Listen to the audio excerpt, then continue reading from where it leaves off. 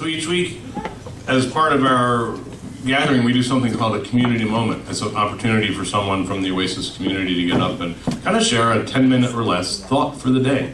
An idea you're working with, a life experience you've had. We've had so many great community moments. If you'd like to do one, please get with me. I'd love to get you on the calendar because we have such a diversity of experiences and perspectives here. It's always fun to hear this. But being a holiday weekend and we're doing stuff different today, I decided to do the community moment to give you a break. So, and it's just the thing that I want to talk about is how a few weeks ago I was talking with a journalist from a reputable, nationally known magazine that has commissioned him to do an article on the Oasis movement. And I'm kind of excited about this. We've had a lot of articles. I'm excited about this particular article because it doesn't focus like just on Houston Oasis or just on Kansas City Oasis, but now how Oasis communities are popping up around the country. So I'm talking to this guy, and at some point in the interview, he asked me this question. I can't remember exactly how he said it, but kind of went along these lines. Like, well, how have you dealt with your loss of faith? What do you miss? How do you go, how are you dealing with the grief of what you miss about religion kind of thing? And I don't know if you run into that with people you talk to, but there's sometimes like there's this assumption that like leaving religion is hard, and it's hard to be an unbeliever because you don't have the comfort and the rituals and the things that you used to have, and whatever else that religion is supposed to provide. The supposed sadness of non-belief is a common narrative, I believe, in our culture. And it's certainly the way it's presented often in the media, too. There was a book a few years ago, it was actually a very good book. The title of the book was called Losing My Religion. It was written by a journalist who he headed up, I think, the religious reporting arm of the Associated Press. So it was a big job. And he was based out in California, and he did this for many years. And he talks about, in the process of covering religion stories for the Associated Press, he became a non-believer. He started out as a Christian and very excited to have this job.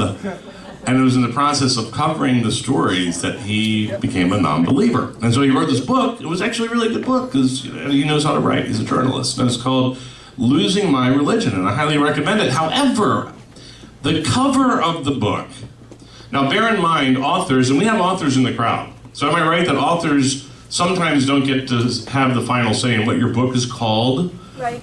Is that correct? Or what's on the cover? Correct. Okay, thank you for the affirmation. I paid her to say that, but anyway. But no, it's true. And so I don't think this author would have chosen this, maybe even this title, because the book is very positive and upbeat, but on the cover it says big letters across, Losing My Religion, and the image was one of these old-timey candles in a brass candle holder that had just been snuffed out with a wisp of smoke floating up into utter darkness. And I just burned, I was like, oh my, this is gonna be a cheerful read, And I thought, it would have been so much more appropriate to have an image of like illumination, of a light bulb going off or on or something like that. And because for me personally, that's what the journey's been like. It's been an illumination of so many things I hadn't seen before, a release from some really unnecessary burdens that I think a lot of us, Christian, Jewish, Muslim, whatever, have carried around. For me, it wasn't like a candle going out. I still think of it this way, as that magic moment in The Wizard of Oz when Dorothy steps out of the house after the tornado and you go from black and white Depression-era Kansas into the vivid Technicolor of Oz. And I think that's what it's like. That's what it's been like for me. So here are a few of the many things. Now there's enough material here I could do a talk, but I'm not going to, I said community moment, I'm going to model a community moment, which is 10 minutes or less. And but here are just 3 things that got better for me. First, when you're a believer, at least this was true for me, you spend a lot of time in mental anguish, living in this disconnect between believing in an all-powerful, all-loving, all-knowing deity, being, that supposedly has some kind of master plan for all 7 billion of us, and then trying to reconcile that with the heartache and the suffering, and really just the unnecessary, unjust suffering that happens to humanity every day. Whether it's the people getting blown to smithereens in Bangladesh the other day, or the shooting at Pulse, or wherever. And I think, did you guys, if you were a believer, I struggled with this. Because it's like, and then I guess maybe I struggled with it more because I was a pastor, and every day you're dealing with people that had suffered incredible loss. And I think the worst of all was always the loss of a child. That was always the worst one to deal with. And they're looking for answers. And how does this fit into the plan of this all-loving, all-knowing, all control? And ultimately you're like, I'm sorry, I got nothing. I mean, you can, be with people, walk with people, try to support them, but you don't, in terms of the grand scheme of things and the great questions, there's just no answer for that.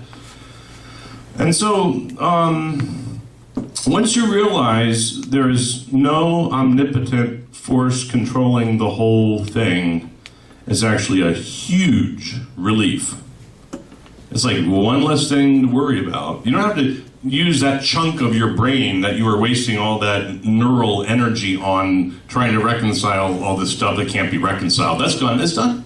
Because now we know that human hands create human problems, and human hands can solve human problems.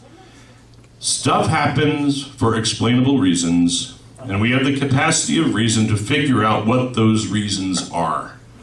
And that is so empowering.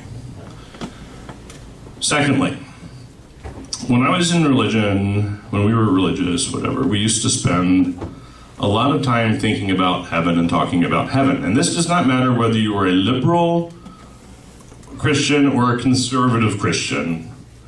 The whole model is still basically the same. The only difference between liberal and conservatives, and liberal is like easier to get to heaven than if you're conservative. But it's still the same mentality that, this life is very, very short, and we're just preparing for this, life and eternity that's going to go on, and everything that's so messed up about this world is going to be fixed, and it's going to be paradise forever, which when you start thinking about it sounds really boring. And I don't care what kind of paradise you think it's going to be. Anyway, but aside from that, it's just, don't get me wrong. If there is something after this life, I'm fine with that. That'd be great. I'm not against heaven. I'm not a heaven hater. It would be lovely if it were true.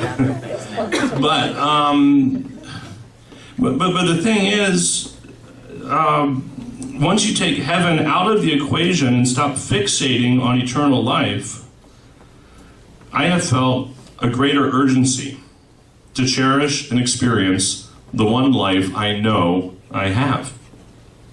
For me, being secular has made this life more valuable, more poignant, more vivid than ever before. But for me, the best part of becoming secular has been meeting you all. And in the past 3 years or so, I think I've made more friends, met some of the most amazing and wonderful people I could ever hope to meet. And that's most of you. You're all swell. And not just here in Houston, but in Kansas City, and now across the country. As I came in today, Bradley, I hope you don't mind. Where are you, Bradley? Just raise your hand. I'm not going to make you talk, but Bradley shared with me he was listening to the Ask an Atheist podcast. Ask an Atheist with Sam Mulvey. Yes, up in the Pacific Northwest area. And tell them what you heard, Bradley, if you don't mind. This was an addendum to their regular podcast where Rebecca was telling people about a a candlelight vigil in the Seattle area for the Orlando shootings, and she mentioned several times the Rainier Oasis and Houston Oasis. So, what we're doing is and the Rainier Oasis, they're going to launch their first Sunday gathering in the fall. They're building steam during but after summer vacation is over, they're launching.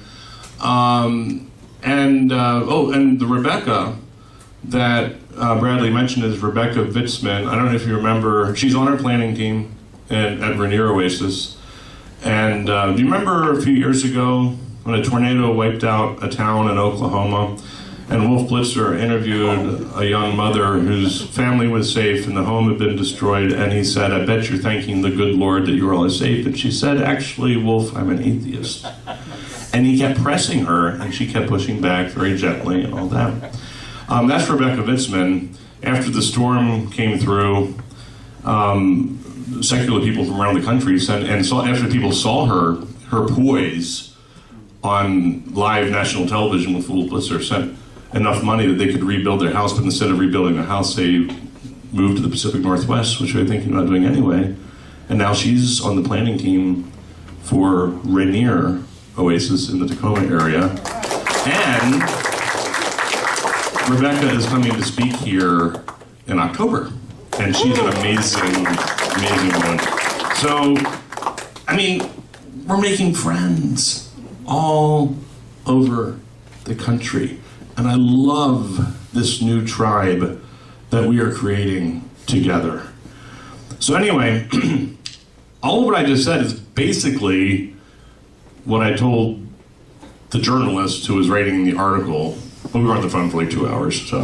And when he asked me about how I was dealing with the grief over my loss of faith, I said, "There ain't none." And I pushed back, and I wasn't mean or rude, but I said, I keep getting this question asked, and I'm not going to answer it anymore because I don't want to frame it in terms of loss. I want to frame it in terms of what we've gained and what we will gain. And I know I've gained a lot. I've gained a new confidence in the power of reason. I've gained a new appreciation for the only life I know I have. I've gained some of the best friends a person could ever ask for. It's all good. Come on in. The water is fine.